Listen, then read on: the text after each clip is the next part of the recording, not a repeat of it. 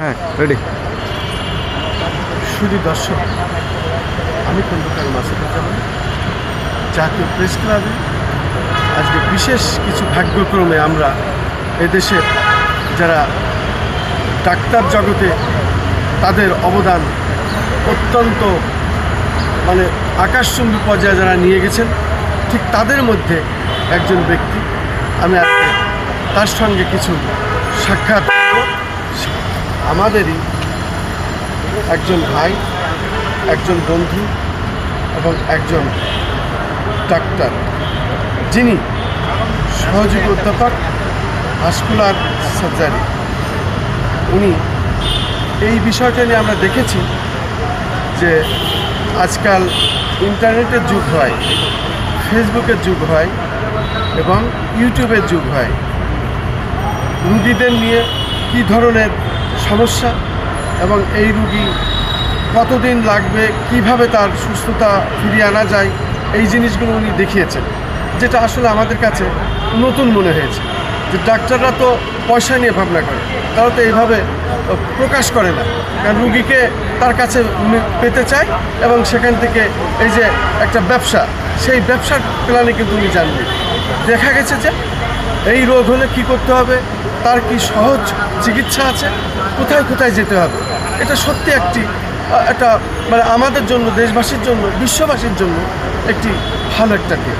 এই বিষয়টাই আমি তার সাথে প্রশ্ন করব এবং আজকে যে আপনারা সংবাদ সম্মেলন করলেন, এই বিষয়ে যদি কিছুটা বলতেন, এটার অভিজ্ঞ আপনার।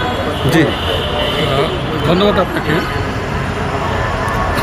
জাতীয় রক্তদান দিবস 2024 এটা ছিল গতকাল, অর্থাৎ 1 নভেম্বর।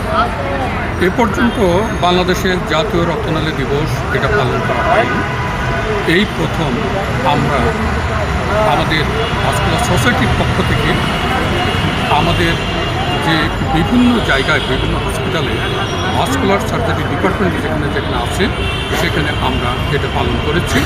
এবং সর্বোপরি আজকে এই পরন্ত বিকেলে আমরা জাতীয় প্রেস ক্লাবে আজকে একটা সাংবাদিক সম্মেলন করলাম এবং সেখান থেকে বের হলাম।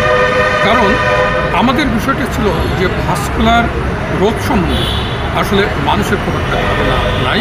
ইভেন মানুষ কী বলবো বা রুগী কী বলবো, অনেক ডক্টরেরও এই ভাস্কুলার সার্জারির রোগ সম্বন্ধে অনেক সচেতনতার অভাব আছে।